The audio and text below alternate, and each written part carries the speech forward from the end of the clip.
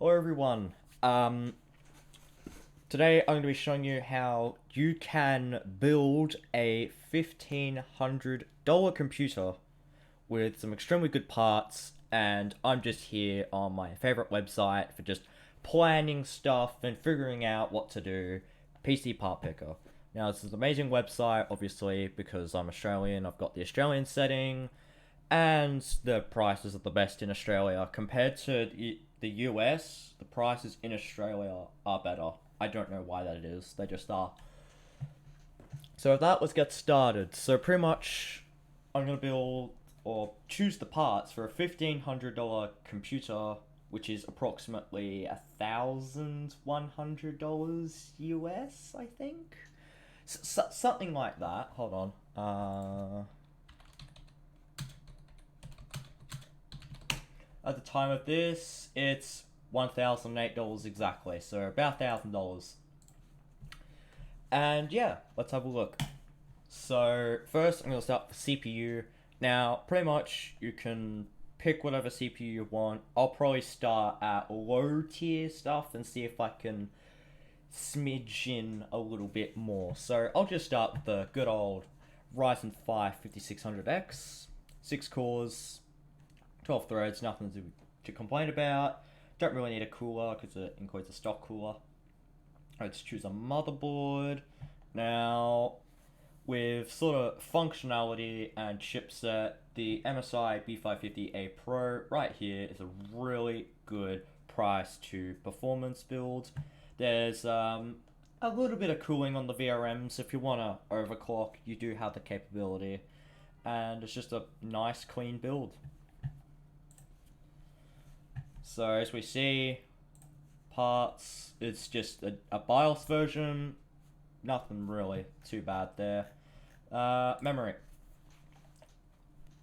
32 gigabytes, $185. Got that RGB because everyone knows RGB makes your computer faster. That is just a joke, okay? If you're actually following this, like, legitimately, that is a joke. RGB does not make your computer faster, it's just a meme.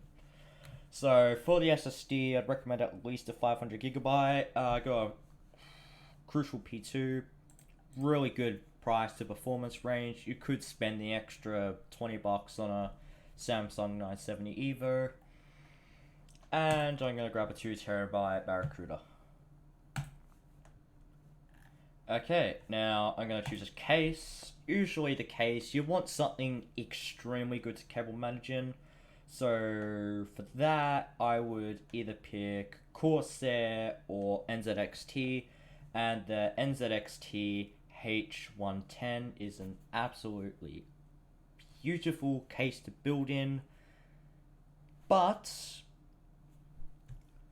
I think it only includes 2 fans, and honestly, if you're into the RGB, which I am, I really like RGB, I recommend choosing a Corsair case. So we can just go over here, manufacturer, Corsair, and we can just have a look at the prices of their cases. So they have airflow cases, high performance cases as well. Probably just get something with RGB. So, may as well just go this one here. So, ooh, it's $189 though. Hmm.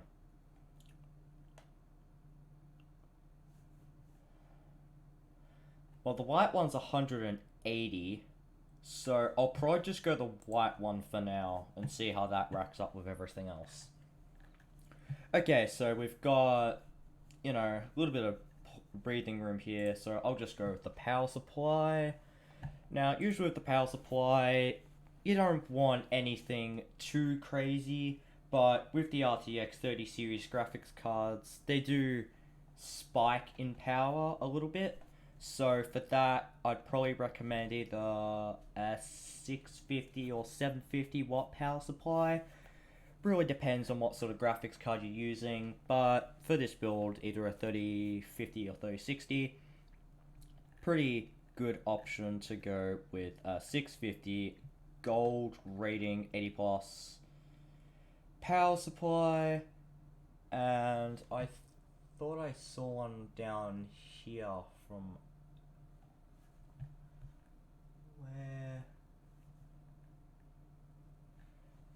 Here. So it's the MSI MPG AGF. Really good power supply, fully modular, but you see there's a Thermaltake Tough Power here, which is, you know, like a bit newer, so not a lot is known about it, but I know this power supply is extremely good for its price and its reviews. I haven't personally used it. I've personally got a Gigabyte PGM 750 watt 80 plus power supply. And that's fine for my Ryzen 5 and RX 570 because it's quite of an old build. I built it December 2020. So I'll just choose this because it's got a very high rating, while this one, the Thermaltake, which is here, doesn't have any ratings, but that's okay. Okay, so we're at $1,000 right now, and if we want a graphics card, it's gonna have to be not the best. So I'm gonna take away the Corsair case, and I'll go with the NZXT H10, just like that. Now, there's one thing left, which is the graphics card. We've got about $500 to play with here, so I'm gonna try to find a good graphics card. So we want something under $500, so I'll just put it 580. Just go 450, 580 by price. Okay, so we've got an RTX 3050, RX 6500 XT, and that fan looks really scuffed. I haven't seen something that scuffed before. We've got Gigabyte Eagle. I personally really like a triple fan power supply. I don't know why, it's just bigger, looks cooler. And I really like ASUS's products because I've actually got their RX 570 and it's absolutely amazing, extremely easy to overclock, so that's why I'm going to be choosing this for our build, which is perfect. And there you go. So we have, to summarize, a Ryzen 5 5600X, a B550 chipset motherboard, which has BIOS update, which means it can support the Ryzen 5000 series. It also has a chipset update for the Ryzen 7000 series when that releases. I'm kidding, okay? That's a joke. The Ryzen 7000 series, it's currently the 17th, so in 10 days, the 7000 series is going to be released, which is going to be really exciting for me because I love technology. So, yeah, it's going to be a completely different motherboard. The AM5 chipset, or socket, my bad. So, this is the AM4 socket. We've got 32 gigabytes of memory. Bit overkill for gaming, but if you're into content creation, or if you want to set up your own game servers or virtual machines, I definitely recommend using 32 gigabytes of RAM. And good for an upgrade. May as well have it. May as well not have it, not need it, than need it, not have it. 2 terabyte hard drive. That's plenty. 500 gigabyte SSD.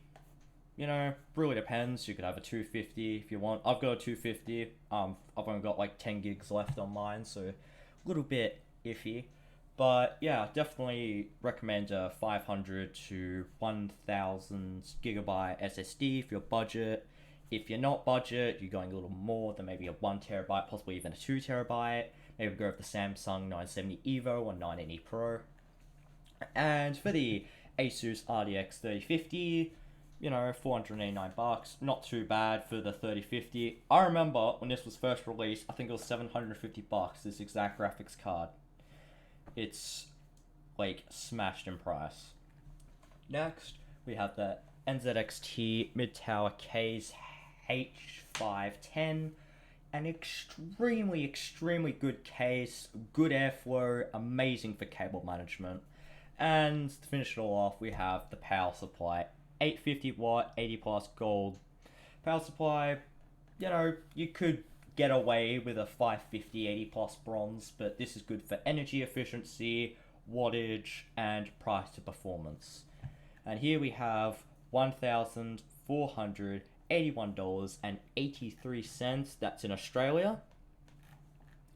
And you might see a compatibility warning. If we just have a look, all it is just a BIOS update.